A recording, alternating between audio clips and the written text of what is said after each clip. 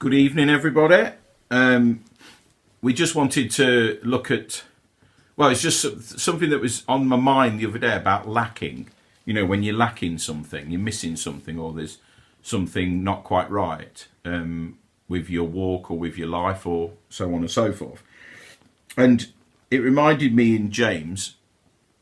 So we're going to look at James at the beginning, and we're just going to read for now James 1, 2, 3, and 4. Okay. Yeah.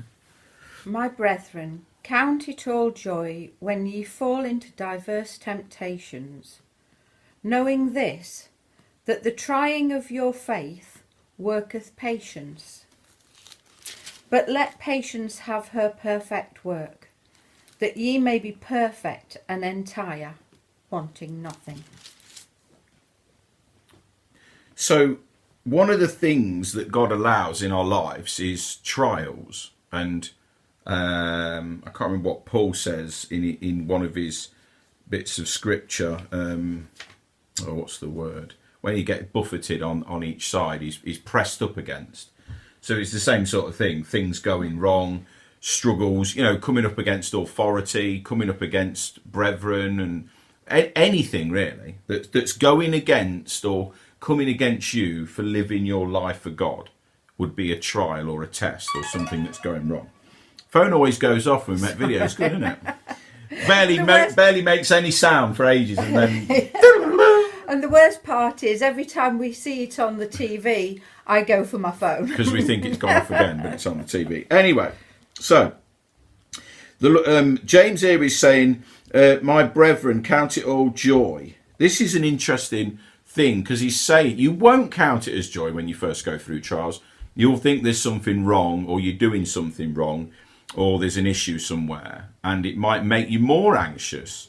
But in wisdom, this is what it's talking about, when we look back, we will count it as joy, or if we've been walking with the Lord a long time, sometimes might count it as joy at the time. Mm-hmm. Difficult to comprehend that, really, but sometimes in the midst of a trial, you can have a thing from the Lord, or think to yourself, but this is good, because I'm doing what the Lord needs me to do, and it's changing me. I can see that in other words, I've got upset about something, and I know I shouldn't.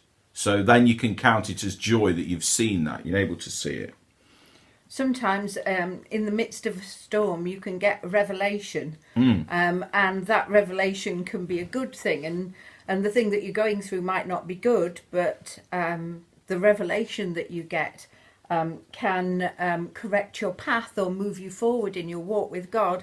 And therefore, it is something worthy of being joyous, of being happy. Yeah, actually, it reminds me of Wesley when he was going to America on the boat.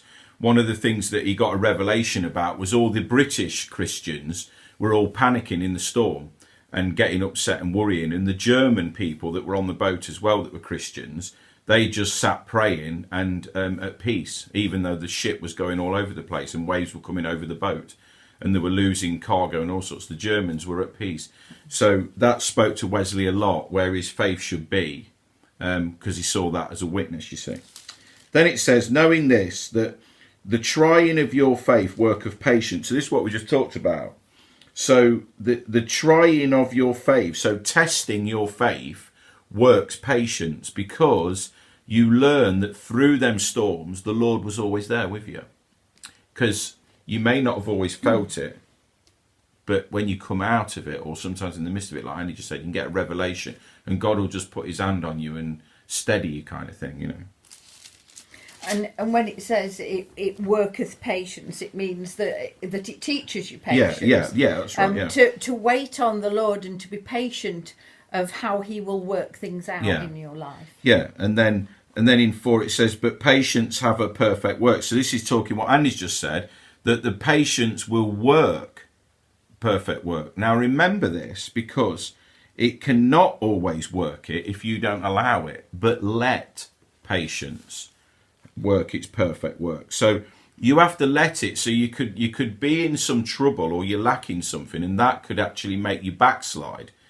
But James here is saying, let it have its work. In these trials, sit back and pray and seek God, and then it'll have its work in your life, and you'll see the benefit of it, and not the thing that causes you to stumble or slip or trip. Because the reason why this is because you may be perfect and entire. So talking about whole and wanting nothing. Now, in some translations, the wanting nothing says lacking, and that's where I got the idea from, you see. In ours, it says wanting nothing, which is the same thing. If you're lacking something, there's something missing. If you want nothing, then you've got everything, isn't it? So then if we read 5, 6 and 7.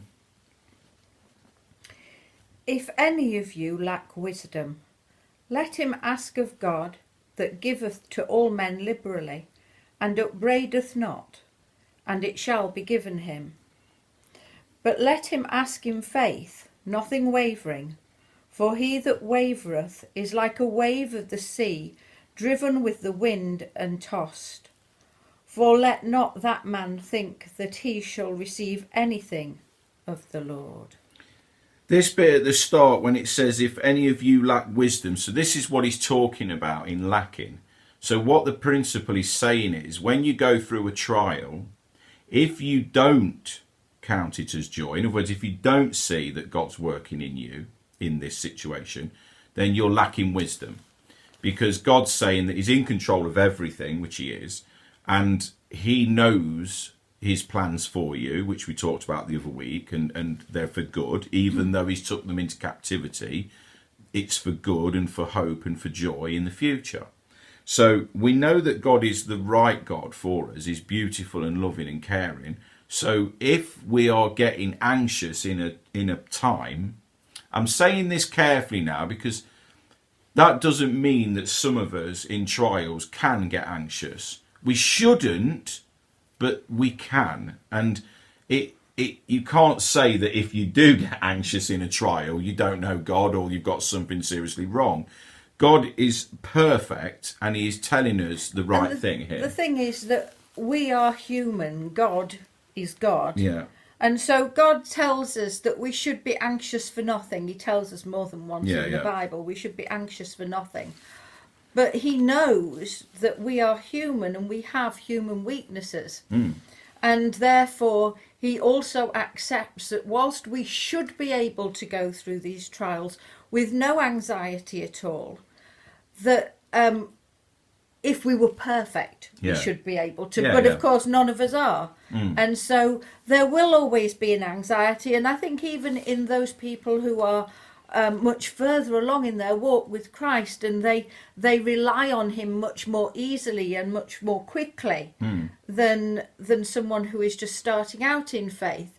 I think that even those people would say that their first reaction to a storm or a trial or something going wrong is that grip of fear or that grip of anxiety, and then it's turning to the Lord and handing it over to him, and that's how we can move it forward.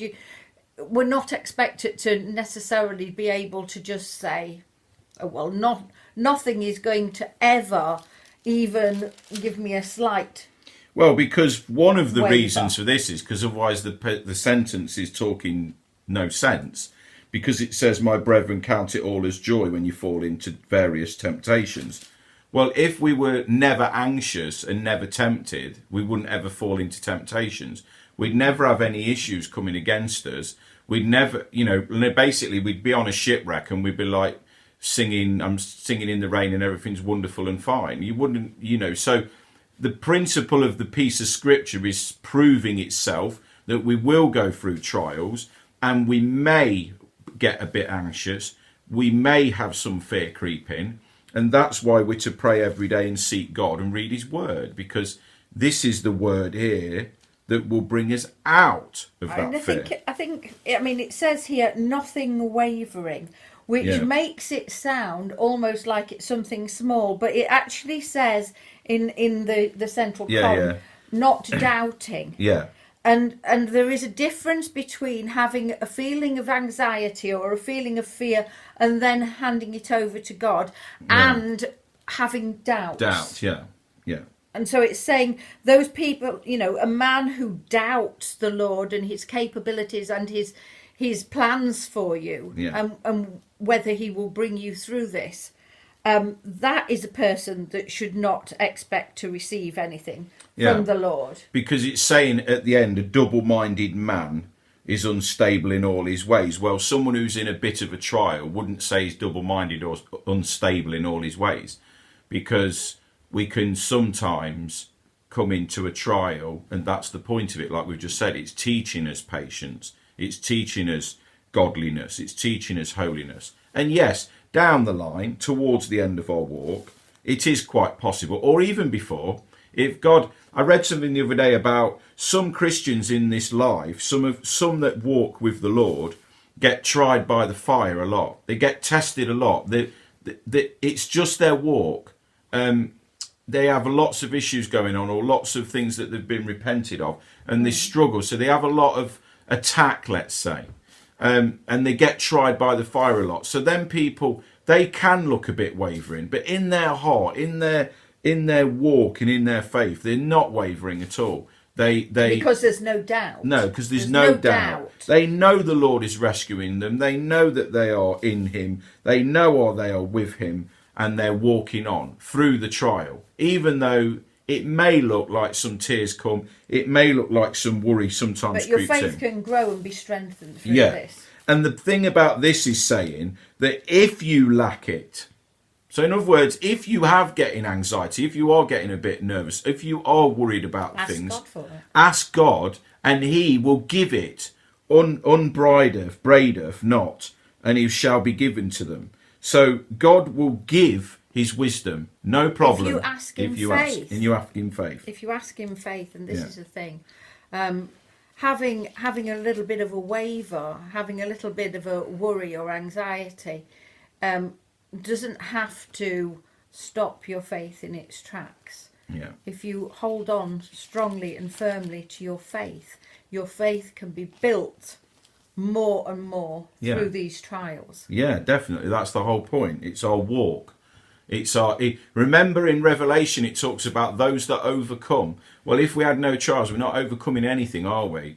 A simple, easy life is, you don't overcome that. You overcome a trial. Marriages can overcome big sin, things that have gone wrong, mistakes made, or anything like that. You can overcome it with love and the power of God. And this is what this is about. It's about overcoming.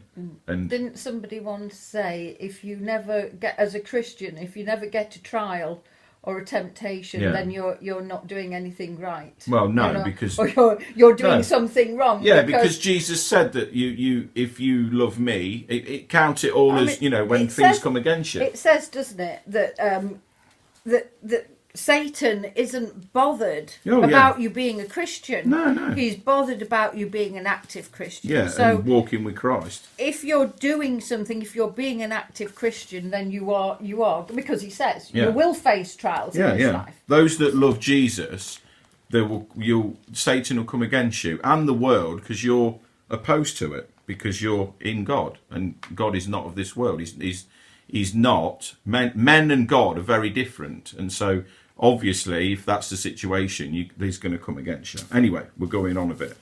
So, if you're lacking anything, or you feel you're lacking, this is where this has come from. If you feel your walk is not right, and there's things that you know in your heart you should be committing to, and that is a relationship with Jesus Christ. If that's on your heart, and you feel you're not there, or you need to be there, or you want to be more there, then I ask you and say to you, please seek the Lord and he will help you. I've had many, many times over my walk where I've questioned whether I'm even a believer or even following the Lord.